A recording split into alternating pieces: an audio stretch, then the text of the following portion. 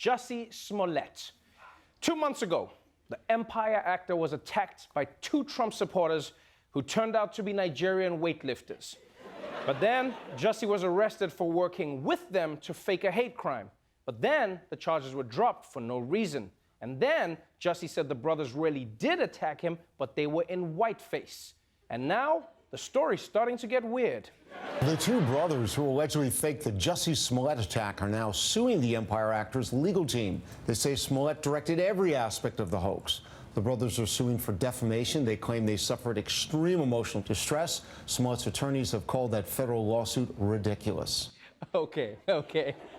I don't know who's writing the Jussie Smollett story, but they deserve a raise, all right? No, because this is a storyline that nobody could have predicted. The Nigerian brothers are saying Jussie hurt their reputation by telling people that they aren't con artists and scammers. You realize that? They're very upset about it. They're like, how dare you insinuate that we are not committing a scam, huh? How dare you say that about us? This is especially insulting to me as a prince whose family was recently forced to flee his country. So they're suing, and I'll be honest, if I was Jussie, I would settle with these guys quickly. Because if they cut his face when they were faking it, imagine what they do when shit is real. And I'll be honest with you, I don't know how these guys can claim Jussie Smollett tarnished their image. Because up until a few months ago, no one knew their image, right? And now we do. And it's this photo, which we use every single time when they talk about it on the news, which is pretty dope. Shit, if I ever get arrested for anything, feel free to use this photo of me. Yeah. Just like, do that all the time. All the time. And by the way, that's not my penis, I have a tail. Moving on to another never-ending story. Immigration. Recently, the Department of Homeland Security has gotten a bad reputation for how it detains children at the border. So they've been trying to come up with an alternative that doesn't look cartoonishly evil. And this is what they came up with. A new report this morning from the New York Times says the United States is considering housing migrant children at the U.S. military prison at Guantanamo Bay in Cuba. The report says it's part of an effort to handle the uptick in immigrants that are trying to cross the southern border. Okay, I want to know how that meeting at Homeland Security went.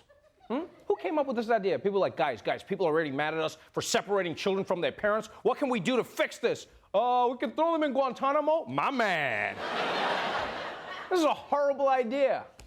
But on the upside, at least the Guantanamo ball pit would finally get used. I mean, and now officials say that they might not move forward with this because the idea of using Guantanamo Bay for immigrant children is not a good idea, right?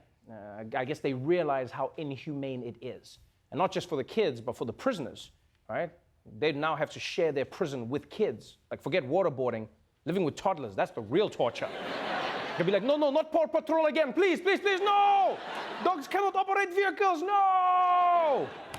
And finally, you're not gonna believe this, but something really strange happened in Florida. A rare bird that ran into its owner and killed him is up for auction. Marvin Hajon died after he was attacked by the cassowary in Gainesville. The flightless bird is now for sale along with 100 other exotic animals from the man's personal collections. Quick question. Why are they auctioning off the killer bird? Like, who's bidding on that?